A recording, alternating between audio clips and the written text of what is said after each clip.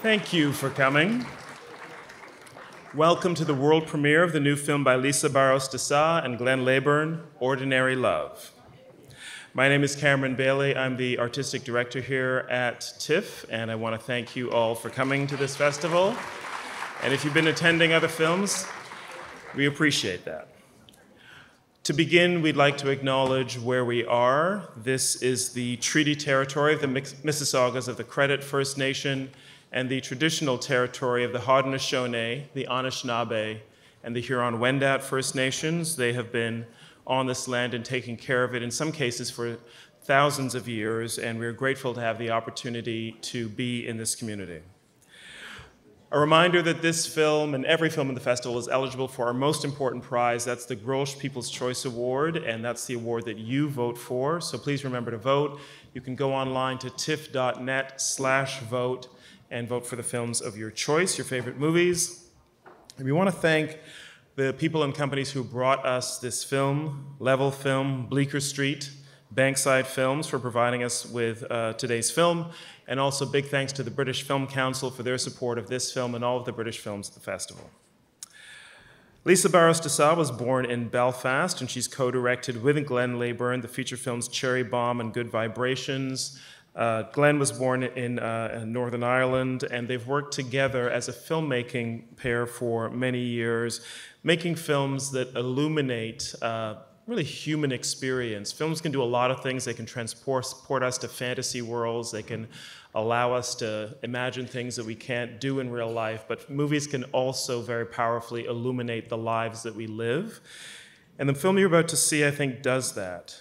Ordinary Love is about a couple that's been married for a long time. Is there anybody in this room that's been married for a long time? And careful, because when you say a long time, your spouse might not agree. But this is a film that really shows you what it's like when people know each other that well. They can anticipate each other's words, each other's reactions, each other's feelings, up to a point, because sometimes something happens in a couple that's been married for a long time that shakes both of them, and that really is the story of Ordinary Love. Lisa and Glenn were able to cast a remarkable pair of actors as that couple. Lesley Manville, who is really, I think, one of the finest actors working, and Liam Neeson, who is someone who can do both the fantasy movies that we love him for, but also movies of great truth and realism. The directors have come to introduce the film to you this afternoon, so please join me in welcoming Burrows De Sol and Glenna Owen.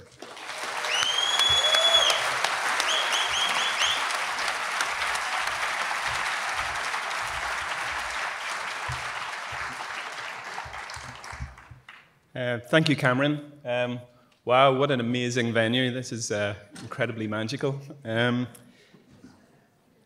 Thank you so much for TIFF for selecting our film. Lisa and I are huge fans of this film festival, and it's just such an honor and such a privilege to be part of it. There are a few people I'd like to thank as well who've helped bring this film to the big screen. Cameron mentioned them earlier, but I'd also personally like to thank them. The BFI, NI Screen, Headgear Films, Bankside Films, Bleecker Street Films, and Level Film. A film doesn't exist until it has an audience, so it's really wonderful that that we can share this with you and you can be the first audience, so we couldn't be more excited to show it to you.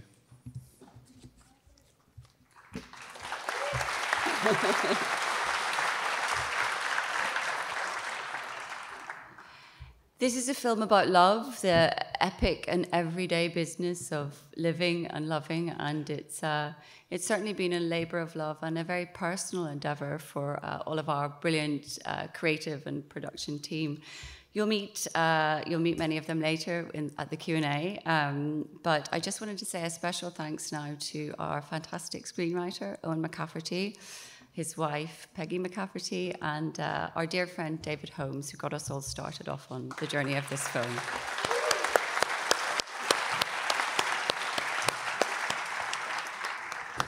We'd also really like to thank our wonderful families for all their love and support, especially those who are there in the audience tonight, but most particularly our darling daughter, Sylvie. Who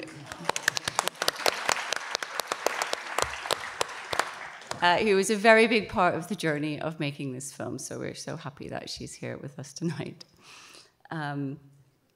We were fortunate enough to work with two of the most incredible actors on this movie, two real icons of cinema, and to bring them together on screen for the first time.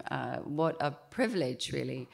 Unfortunately, Liam Neeson can't be with us today. He's filming, but we know that he's very much with us in spirit. We had a wonderful time making the film with him. We are fortunate enough to have the incomparable Lesley Manville here tonight. And we'd like to welcome her on stage now.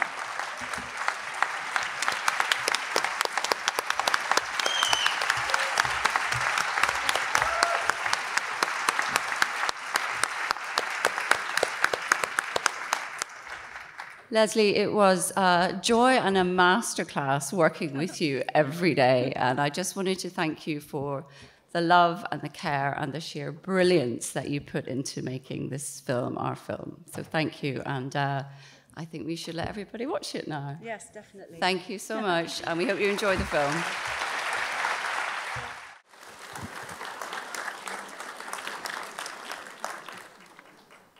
Thank you so much. We'd also like to welcome some of the members of our production and creative team. First, our producers, Brian Faulkner, David Holmes, and Piers Tempest.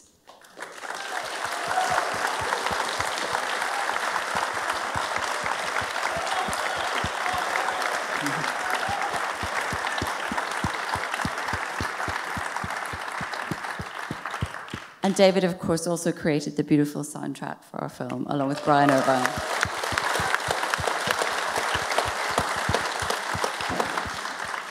I'd also like to welcome our screenwriter, Owen McCafferty.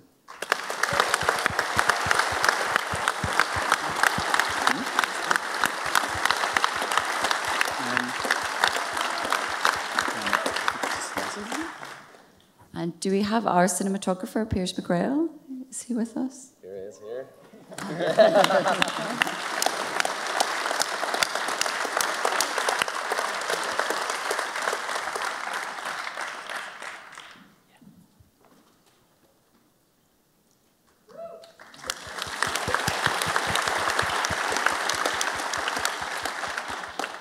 And then, of course, I'd like to welcome back to the stage Lesley Manville.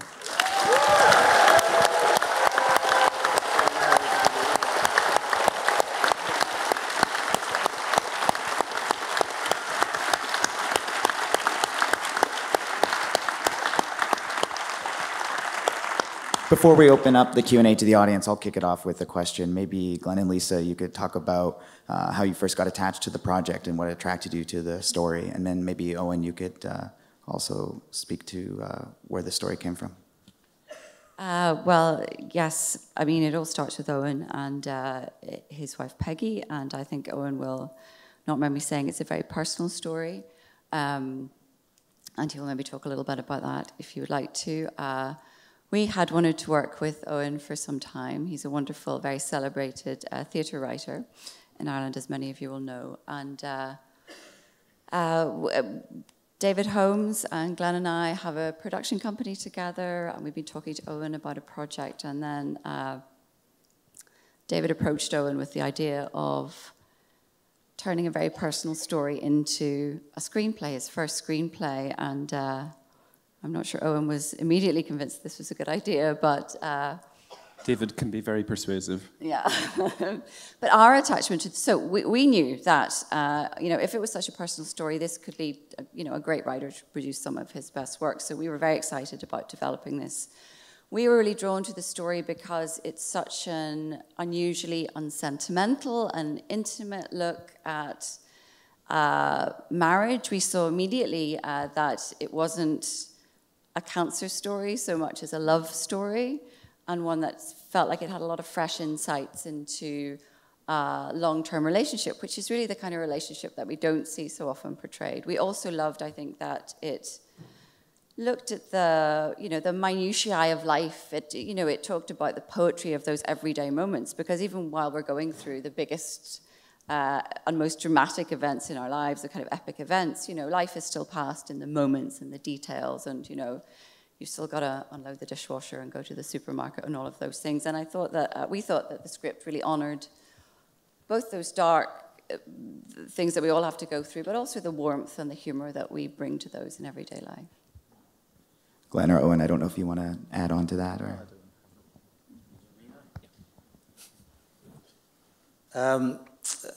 As Lisa's just mentioned there, how this all started was my wife Peggy, who's in the audience somewhere, I can't see her, had breast cancer, and so we went through that whole process.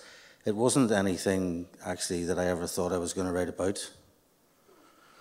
And David, who we've known each other a lifetime, had suggested to me a couple of times that maybe it would be a good idea if I write a screenplay about that. And I had always sort of knocked him back, thinking that I didn't want to enter back into that world. And it was just a bit raw, and I didn't think I wanted to go back into it so soon. And also, I knew then that Peggy would have to get involved in that, and I didn't necessarily think that she would want to go through that either. So David had asked me a few times, and I think one night we were having a pint, and in his own beautiful way, asked me for the 15th time or whatever it was. And at that point, I went home and I said to Peggy, "Do you think I should do this? What do you think?" And she said, "Yeah, maybe you should. It could be good. Some good could come out of it." And really, all that I wanted to do was to show the normality of that process in two people's lives. It was the idea. I know it sounds like a stupid thing, but we maybe don't all think this, that anybody can get cancer. Anything can happen to anybody. And it's that type of notion that I wanted to write about. That's it.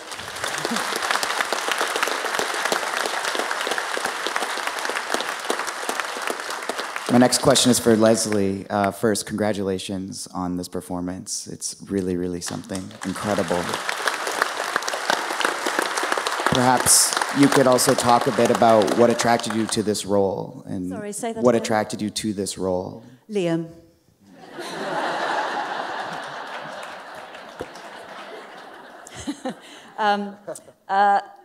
But he is very attractive, isn't he? I mean, it's a middle-aged love story, and when you're middle-aged, people don't often write love stories for us, because we're not supposed to have sex over 40. So it was very lovely to do a film that dealt with grown-up love and longevity, long relationship that's endured ups and downs, and shared sadness, and to go to quite very simply, I think, show something that is so devastating for a family or for anybody, that is so prevalent in the world now, cancer, and that we're, not many of us don't know somebody who's been affected, and it's quite important, I think, to demystify all of that. And the backdrop of it is this, rather charming, sweet love story. I think it's lovely that they're a couple that still like each other. They still make each other laugh. They have these small things that make up the fabric of their lives, and it's therefore a fascinating film to have made, and quite hard some days for Liam and I, but generally speaking, we had a good time. And I had a Guinness at the end of most days as well. But I needed it.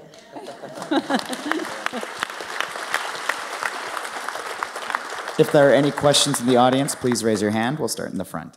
I want to ask about the title. I thought the title was brilliant. Did you always know at the beginning that was going to be the title, or did it evolve Question is about the title. Originally, the title was Normal People. And it was always Normal People. From the very, very start, I knew that was going to be the title. Because of the success of the book, Normal People, it was decided that we should change it. So all of us spent about 3 very taut weeks trying to think of other titles. It's strange when you're doing something like that because you get carried away with yourself, I think. And everybody was suggesting titles and they become more obscure and ridiculous. But in some way you con yourself into thinking, Jesus, yeah, that would work. You know, like something like walking backwards. Yeah, they're walking backwards and the thing, and you go, and then you get a phone call from somebody else going, no, walking backwards isn't going to work. I actually, if I'm honest, think that Ordinary Love's a better title for it. And it does the same thing as Normal People, but it lets everybody know that essentially it's a love story. And there is a normality to that anyway, which sort of works, I think. More questions? Yeah, go ahead. Hi, this is a question for Lesley. So beautiful performance, by the way. Thank you.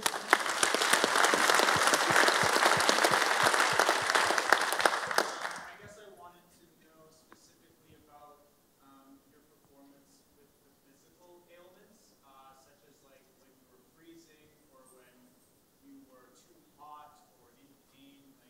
Like I could see, we could all see the pain, the pull, the sweat. What kind of preparation goes into that? Is it more physical? Is it more mental? Yeah. So the question is about the physicality of Lesley's performance and preparing for that.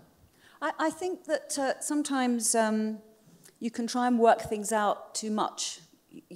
And something as those scenes, you know, are quite difficult, but like you kind of can't pre-decide how to play them. I mean, I knew there was going to be a scene where she's in bed and she's hot one second and cold the next, and then you kind of get in the moment and you do it in the moment. And Lisa and Glenn's job is to make sure that there's an atmosphere, there's a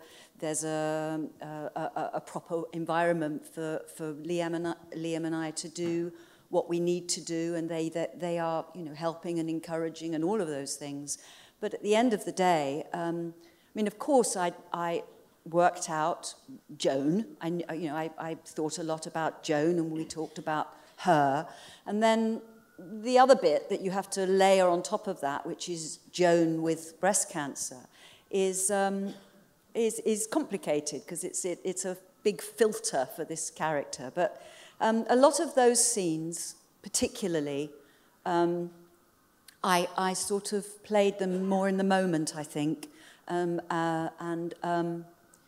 found the emotions. And I mean, the scene, for example, early on in the hospital where the nurse is putting that big fat needle into Joan's breast to take the biopsy, and you hear that horrible clicking sound.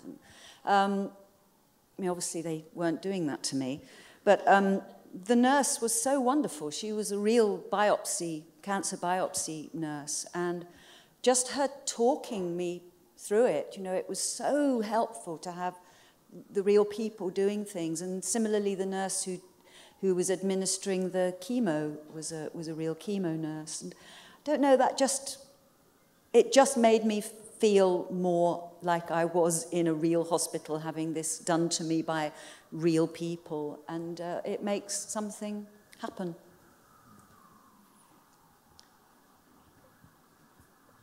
Yes, go ahead.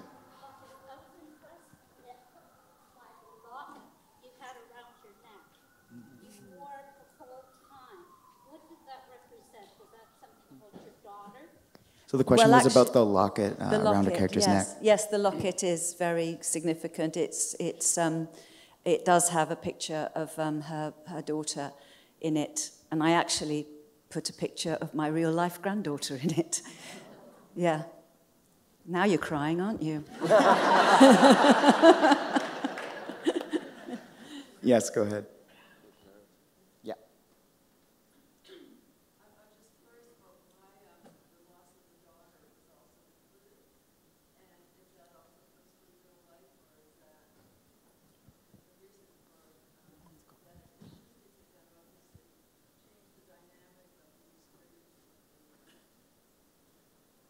So the question is about including the loss of the daughter in the story as well. I think one of the things that we really felt was special about the writing of this was the inclusion of that element, because I think what it does is, in some ways, isolate Tom and Joan even more. I mean, I think that when this couple have been through something of that kind, they are more all in all to each other. They're more likely to have moved to the edge of the kind of community life that they may have lived. And for the drama of the piece, it was very important in terms of, because it's a story about two people who are together and then separated, and there's this fear of separation that runs through it. And of course, that's even greater when they've known that tragedy already, and also that they are so vital. They keep each other afloat and alive. Go ahead. I can't see you because of the light, but just go ahead. I was just wondering the difference between making this and Good Vibrations, given the growth of the industry over the last several years in Northern Ireland. So the question is about the difference between making this and Good Vibrations. Yeah, there's always been great stuff being made in Northern Ireland, and it's getting better and better every day. Game of Thrones has been hugely important with building our industry. Yeah, I mean, there's huge amounts of difference in making this and Good Vibes. In many ways, Good Vibes, for those who haven't seen it, it's a story about the punk rock scene in 1970s Belfast with the Troubles as a backdrop. So it's an incredibly different story to this, and in many ways, making it was a bit like harnessing chaos. And there was just punk bands and kids jumping around and all of that. And this was much more contained and considered, and we really loved that about it. It was a complete gear change, but yeah, that's another reason that it really, really appealed to us. Was there another question in the balcony? Go ahead.